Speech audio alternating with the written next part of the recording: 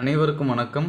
10ஆம் வகுப்பு கணிதம் எண்களும் தொடர் வரிசைகளும் பயிற்சி 2.3ல் மூன்றாவது கணக்கு தான் பார்க்க போகிறோம். தீர்க்க 5x கான்கரண்ட் 4 மட்டு 6 அப்படின்னு கொடுத்துருக்காங்க. ஓகேங்களா? ஸோ இப்போ நம்ம எப்படி எழுதுவோம்? 5x - 4/6 ஈக்குவல் டு கேன்னு எழுதிக்குவோங்களா? ஸோ அடுத்ததாக இப்போ நம்ம என்ன பண்ண போகிறோம்?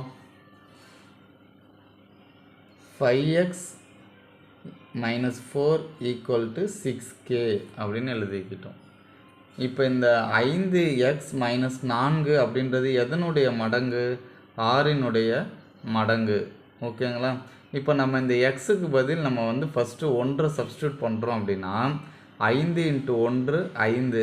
5ல் 4 போயிடுச்சுன்னா கண்டிப்பாக 1 தான் வரும். 1 வந்து 6ஆல் வகுப்படுமா? கண்டிப்பாக வகுப்படாது. அடுத்தது இங்கே 2 கொடுத்தோம் அப்படின்னா I2 10. அப்போ 10னா 10ல் 4 போயிடுச்சுன்னா 6 வந்து என்னதுங்க? கண்டிப்பாக 6ஆல் வகுப்படும். அப்போ x = 2 அப்படின்னு நம்ம சப்ஸ்டியூட் பண்ணுறோம் அப்படின்னா 5 எக்ஸுக்கு பதில் 2 போட்டுக்கிறேன் -4.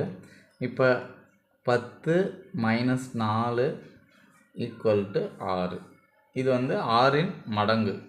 ஓகேங்களா? அடுத்தது இதே மாதிரி 3 போடுறோம் அப்படின்னா கண்டிப்பாக 3 I3 5. 5ல் 4 போயிடுச்சுன்னா 11.